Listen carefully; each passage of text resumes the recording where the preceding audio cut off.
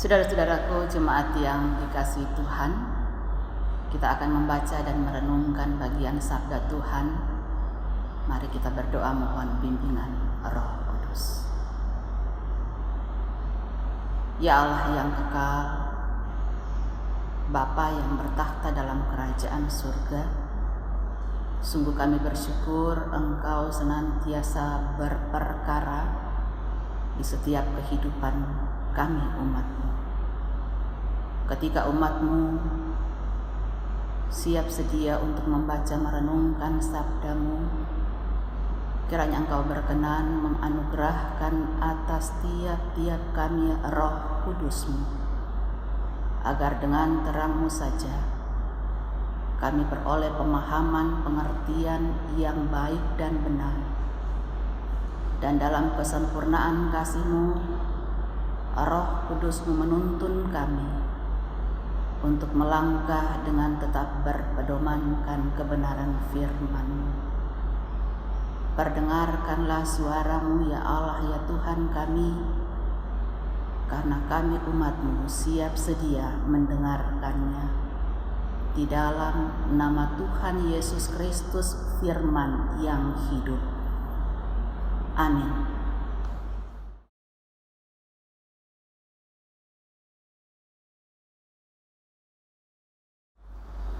Perenungan firman pada hari ini dilandasi dengan kebenaran sabda Tuhan yang terambil dari kitab Yehezkiel pasal 36 ayat 1 sampai ayatnya yang ke-7. Yehezkiel 36 ayat 1 sampai ayatnya yang ke-7 yang menyatakan, "Hai engkau anak manusia, bernubuatlah mengenai gunung-gunung Israel dan katakanlah, hai gunung-gunung Israel, dengarlah firman Tuhan. Beginilah firman Tuhan Allah. Oleh karena musuh itu berkata mengenai kamu, syukur, bukit-bukit dari dahulu kala sudah menjadi milik kita.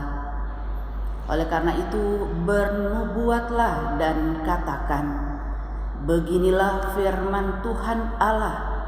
Oleh karena ia sungguh karena musuh dari sekitarmu menjadikan kamu sunyi sepi dan mengingini kamu, supaya kamu menjadi milik sisa bangsa-bangsa, dan oleh karena kamu menjadi buah mulut orang dan banyak diperguncingkan.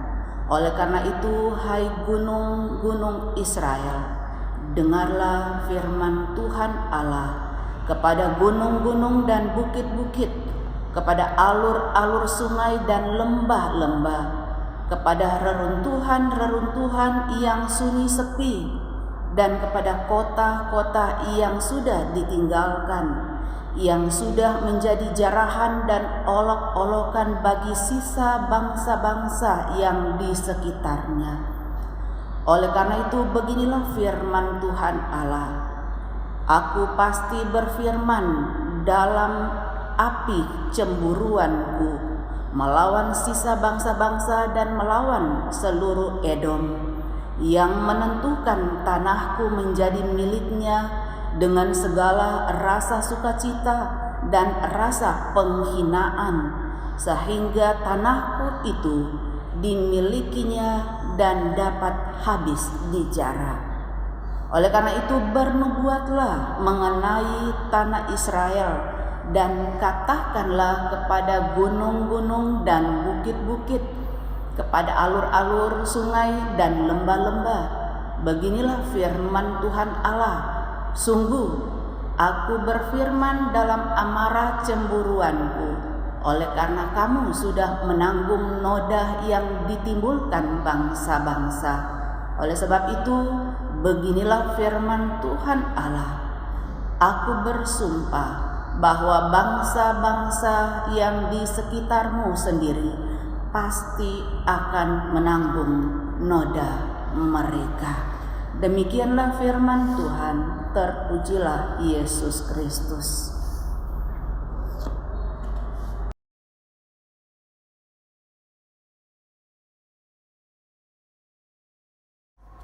Saudara-saudaraku, jemaat yang diberkati dan dikasihi oleh Tuhan Yesus Kristus.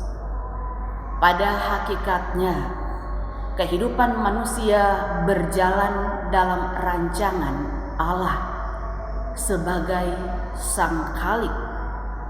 Dia yang menciptakan segala sesuatu dan yang tetap memelihara, mengatur segala sesuatu. Hanya kepadanya lah kita harus taat dan setia dalam penyembahan, dalam ibadah di kehidupan ini.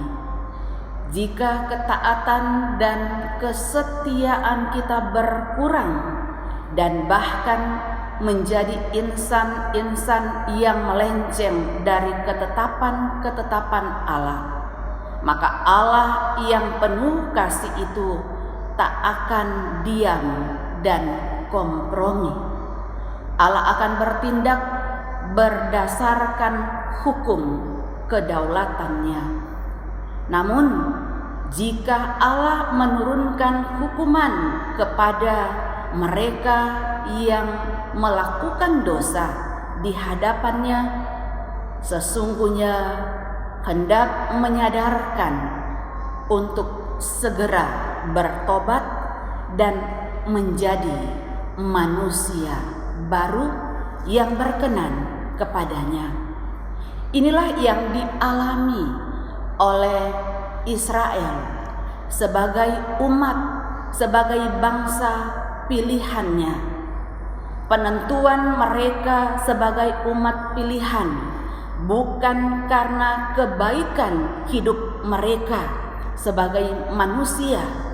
Begitupun dengan penetapan Kanaan sebagai tempat tinggal, sebagai tanah perjanjian Allah dengan nenek moyang mereka. Semuanya itu atas kedaulatan Allah yang bersifat kekal.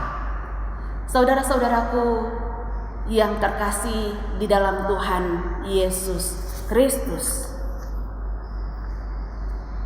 Allah yang berkehendak atas kehidupan umat Israel ketika umat melakukan salah dan berdosa di hadapannya, maka mereka harus menjalani penghukuman di tanah pembuangan, dalam hal ini Babilonia. Tanah Kanaan tetaplah menjadi milik mereka sesuai dengan ketetapan Allah, sekalipun mereka harus menjalani berbagai penderitaan, berbagai siksa di tanah pembuangan, tetapi hak kepemilikan mereka sebagai penduduk di daerah, di tanah yang dijanjikan Allah tetap berlangsung, sekali lagi berdasarkan kedaulatan Allah. Tidak ada yang berubah dari janji-janji Allah kepada nenek moyang bangsa Israel, kepada umat pilihan Allah tersebut, yaitu kepada Abraham, kepada Ishak, dan kepada Yakub. Tidak ada satupun manusia yang dapat merubah kedaulatan Allah tersebut. Umat Tuhan, untuk itulah Allah hadir melalui nubuatannya kepada Nabi Yehezkiel, diingatkan, diarahkan untuk hadir sebagai perpanjangan lidah Allah. Nabi Yehezkiel disapa dengan ungkapan, "Hai anak manusia," mau menyatakan bahwa kehadirannya sebagai nabi adalah perkenanan Allah, karena sesungguhnya dia adalah manusia yang bisa mengabdi, bisa berkarya atas perkenanan Allah itu sendiri. Sesuai dengan arti nama Yehezkiel, Allah menguatkan, Allah yang menguatkan, yang mengarahkan umat dari pembuangan untuk bisa kembali dalam proses pemulihan ke tanah perjanjian. Dan oleh karena itu, sebelum umat Allah mengarah kembali ke tanah perjanjian, maka nubuat Allah mengarahkan Nabi Yehezkiel untuk memberkati dan mempersiapkan tanah perjanjiannya kembali, supaya ketika umat Allah kembali ke tanah yang dijanjikannya, mereka bisa menikmati kehidupan dalam ketentraman, kehidupan yang dijamin dalam damai sejahtera Allah. Umat yang di pembuangan akan kembali berdasarkan perkenanan atau kehendak Allah. Bangsa-bangsa lain yang memperolok-olok kuasa Tuhan serta mencemooh kesengsaraan umat di tanah pembuangan, dikatakan Allah bahwa mereka akan menanggung noda mereka sendiri. Pada ayatnya yang ke-7 saya bacakan kembali, dikatakan, "Aku bersumpah bahwa bangsa-bangsa yang di sekitarmu sendiri pasti akan menanggung noda mereka." Saudara-saudaraku yang terkasih dalam Tuhan Yesus Kristus, Allah yang akan memulihkan setiap umat yang mengalami penderitaan sebagai konsekuensi dosa-dosa mereka, beroleh atau menganugerahkan pengampunan karena mereka kembali sujud menyembah, beribadah, dan penuh pertobatan kepada Allah. Selanjutnya, tanah perjanjian itu tetap menjadi milik mereka berdasarkan ketetapan Allah dalam janjinya kepada para nenek moyang mereka. Tanah itu, bukit-bukit, akan menjadi milik mereka kembali. Oleh karena itu, bagi bangsa Israel, bagi umat pilihan Allah, bicara tanah perjanjian bukan sebatas arti tempat tinggal, tempat mereka menghuni, tetapi sesungguhnya ada pengertian yang mengarah pada keterhubungan secara rohani dengan Allah, Sang Pemilik, Sang Khalik. Setiap orang yang akan kembali bertobat diarahkan untuk mendapatkan pengharapan sebagai manusia baru, dan yang mengarahkan umat juga pada kerinduan terhadap kebutuhan yang sangat hakiki, yaitu kehidupan yang kekal. Menjalani hidup dalam proses pembaharuan yang sudah dirintis melalui penderitaan, melalui berbagai proses yang sudah ditempuh oleh Tuhan Yesus Kristus. Setelah mereka mendapatkan pemulihan, dalam hal ini mengarahkan setiap umat yang percaya untuk benar-benar mempertaruhkan kehidupannya secara totalitas dalam setiap peristiwa, dalam setiap proses pembaharuan yang diperkenankan Allah melalui kemurahan karya penyelamatannya di dalam Yesus Kristus. Sebagai umat Tuhan masa kini, kiranya kita juga meyakini bahwa wabah virus corona 19 akan berakhir karena kita punya Tuhan Allah yang pengasih, penyayang, maha mengampuni. Ia akan memulihkan bangsa kita, negara kita. Untuk itu jalanilah hidup yang penuh pertobatan, karena sesungguhnya hanya dengan perkenanan Allah, damai sejahtera surgawi akan senantiasa mewarnai kehidupan kita, dan itulah yang menjadi kerinduan kita sebagai umat Tuhan yang sesungguhnya. Tuhan Yesus memberkati. Amin.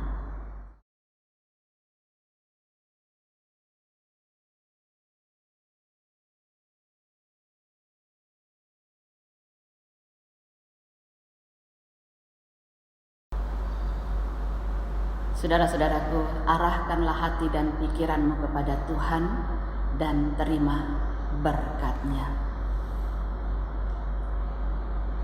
Tuhan memberkati engkau dan melindungi engkau. Tuhan menyinari engkau dengan wajah-Nya dan memberi engkau kasih karunia. Tuhan menghadapkan wajah-Nya kepadamu dan memberi engkau damai sejahtera.